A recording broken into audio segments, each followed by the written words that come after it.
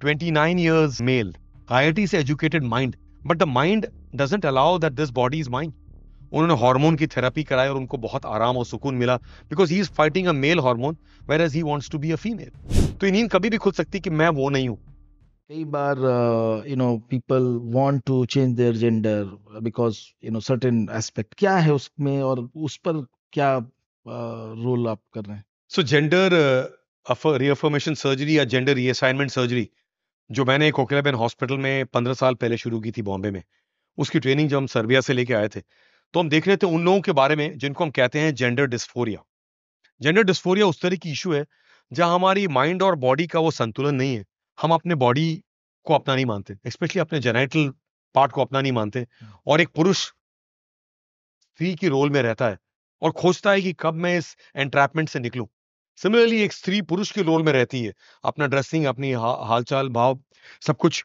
और इससे क्या होता है, फैमिली में बहुत डिस्कॉर्ड होता है बिकॉज हम उस तरह की सोसाइटी हैं जहां उस जमाने में सब चीजों में बातें नहीं होती थी. पिछले 15 साल में जब ये चेंजेस आ चुकी हैं, गवर्नमेंट के लॉज आ चुके हैं और इस तरह की चीज आई है, इन लोगों को वो मौका मिला आगे बढ़ के बात करने का और आने का. तो पिछले 15 साल में मैं जो फैलोप्लास्टीज कर रहा था उसका बहुत large subset of phalloplasties female to male gender reaffirmation surgery में होता है, जहां उनको ये ऑर्गन शायद सेक्स के लिए नहीं चाहिए, उनको अपने एंट्रैपमेंट से निकलने के लिए ये ऑर्गन्स नहीं चाहिए, वो ऑर्गन्स चाहिए. For example, female to male gender reaffirmation surgery जो कोकिलाबेन धीरूभाई अंबानी अस्पताल में पिछले 15 साल से कर रहे हैं, जो एक मल्टी डिसिप्लिनरी सब्जेक्ट है. फीमेल्स को ब्रेस्ट नहीं चाहिए, उन फीमेल्स को यूट्रस और ओवरीज नहीं चाहिए.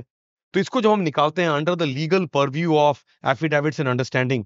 जब किसी औरत को आदमी में कन्वर्ट करना है या बिल्कुल, वुमेन को मैन में तो इसकी पूरी लीगल अंडरस्टैंडिंग है एफिडेविट के बाद, मतलब साइकेट्रिक वुमेन नहीं इवैल्यूएशन के बट बाद. Physiologically Yes. Women. So physically, we can change the entire characteristics of the genitals and organs which are not required under the purview of the law, under the purview of existing methodology.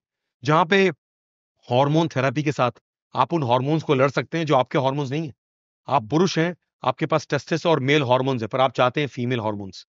तो hormone therapy के द्वारा, psychiatric evaluations के द्वारा हम जब testis को निकालते हैं, हम जब नए ऑर्गन्स बनाते हैं जिसे वेजाइनोप्लास्टी कहते हैं, जिसे लेबियोप्लास्टी एंड क्लैटोरोप्लास्टी कहते हैं, आप उनको वो सब ऑर्गन्स दे पाते हैं जिसकी उनको इच्छा है. ये शायद उनके पास जन्म से तो नहीं रहा, लेकिन जब भी उनकी मैच्योरेशन हुई वो अपने आप को पाते थे कि व्हाई मी, मेरी बॉडी ऐसी क्यों है, हमें ये बॉडी क्यों दिया गया है. तो they want to come out of this entrapment rather than only perform sex. तो क्या उनकी बॉडी में ऑलरेडी कुछ ऐसे ऑर्गन्स होते हैं जो मेल फीमेल ऑर्गन में या दोनों ऑर्गन हैं, या आप बात कर रहे हैं कि एक कंप्लीट लड़की को लड़के में कन्वर्ट करना?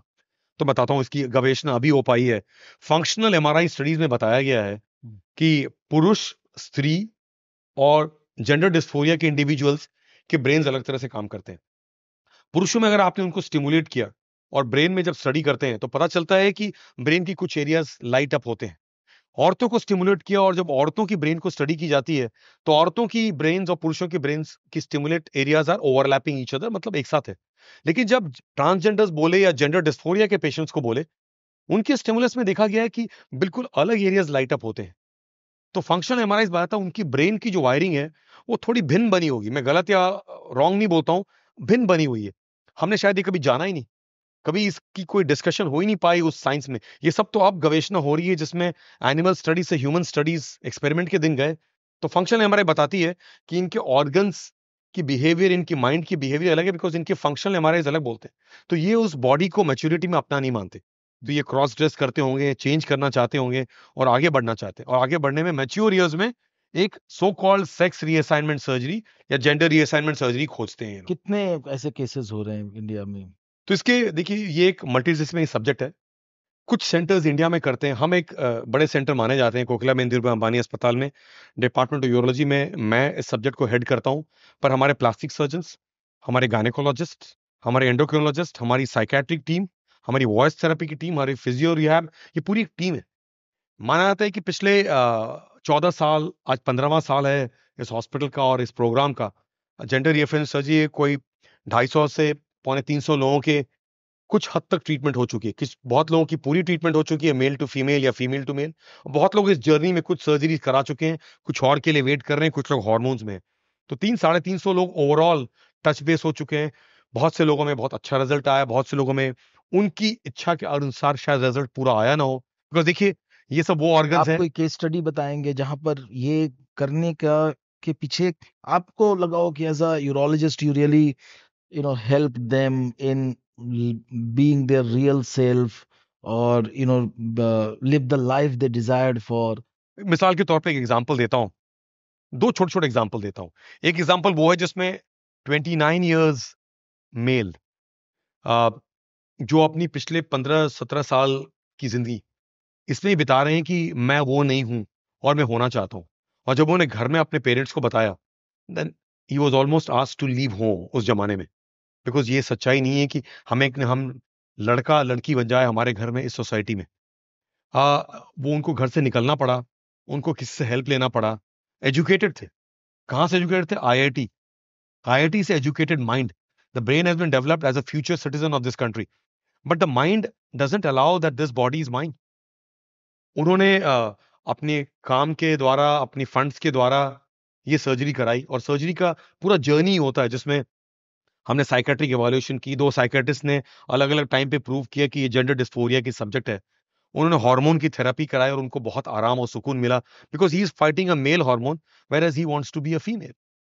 आगे बढ़ते हुए हमने उनकी एक सिंगल स्टेज वजाइनोप्लास्टी की, जिसे जेंडर रीअफर्मेशन सर्जरी करते हैं, जो 4.5 से 5.5 घंटे में आप पेनाइल ऑर्गन निकालते हैं, टेस्टिस निकालते हैं जो मेल ऑर्गन्स है, और उनको वो सारे फीमेल ऑर्गन्स देते हैं to a capability which could be matching.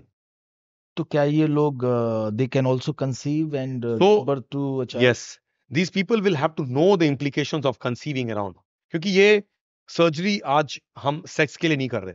ये सर्जरी हम उनकी एंट्रैपमेंट से निकलने के लिए under a very important world body called W path करते हैं। इसके रूल्स हैं। तो अगर इनको सेक्सुअली एक्टिव होना है तो इन ऑर्गन्स के साथ एक्टिव हो सकते हैं, बिकॉज सेंसेट ऑर्गन्स होते हैं। इनको अगर फ्यूचर में कंसीव करना है तो इनको अपने स्पर्मेटोजोआ सेव करना पड़ता है, या फीमेल टू मेल में अपना ओवा पहले से सेव करना पड़ता है for a future surrogate pregnancy.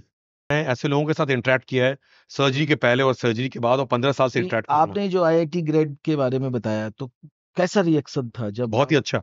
इतना कि इतना कि आप उनको उनके नाम से नहीं बुला सकते थे सर्जरी के बाद। जब होश आया और एनेस्थीसिया खत्म हुआ और वापस आया, तो ये अवश्य उनको उनके नए नाम से बुलाना जरूरी था। नहीं तो वो सोचेंगे मैंने पूरी जिंदगी कोशिश की और आप फिर मेरे को उसी नाम से बुला रहे हो, मेरी आइडेंटिटी पूरी बदलने की कोशिश है। मिसाल के तौर पे छोटी सी एग्जांपल, 49 इयर्स की एक युवती अमेरिका से आई, 49 इयर्स की। उनको 25 इयर्स की एज में पता चला कि मैं तो ट्रांस इंडिविजुअल हूं, मैं तो वो नहीं हूं। पर तब तक उनकी पहली डिलीवरी हो चुकी थी। ऐसे कंडीशन में उनके पास अब पता नहीं क्या करना था। She decided to sacrifice her inner feelings and life and decided to give this girl child her own life. 24 साल हो चुके, इस लड़की की शादी हो गई, तब तक ये अपने आप को छुपा के रखी। She was in connection with me through the YouTube, हमारी चैनल देख के आई। 49 ईयर्स की उम्र में उन्होंने अपने आप को वापस पाया।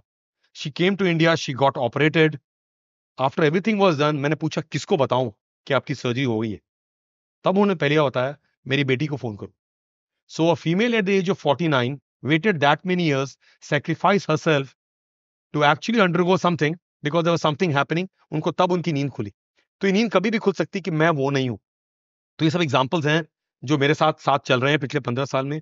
ये एक बहुत ही भिन्न सब्जेक्ट है, जिस सब्जेक्ट को हम बहुत क्लोजली वॉच करते हैं। इसकी लीगल पर्व्यू है। गवर्नमेंट ऑफ इंडिया ने 2019 में ये यूनुक्स और ट्रांसजेंडर्स को और जेंडर डिस्फोरिया को एक अम्ब्रेला में लाया है और इन लोग को उनकी राइट दी है। तो इस तरह से ये लोग उठ के बोल सकते हैं, और इसकी अभी सेंटर्स हैं।